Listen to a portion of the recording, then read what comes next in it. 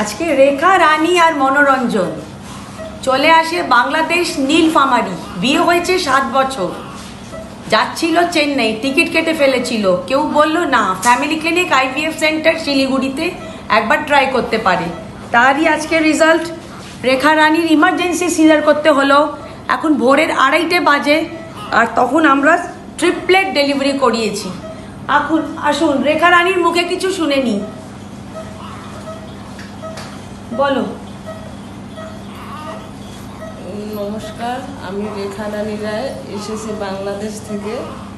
আমাদের যাওয়ার কথা ছিল চেন্নাইয়ে, কিন্তু আমরা এখানে আত্মীয়র বাসায় উঠি। আত্মীয়র পরামর্শে আমরা এখানে শিলিগুড়িতে আটকে যাই।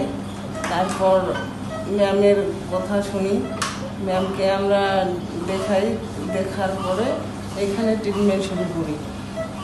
আর তারই ফল আজকে তোমার 3টে বেবি হয়েছে। কি বেবি হয়েছে?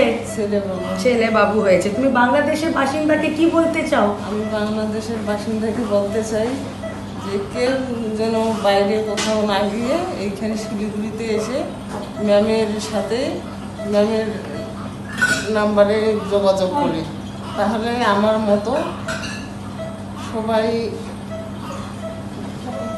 মা হতে পারবে। ধন্যবাদ।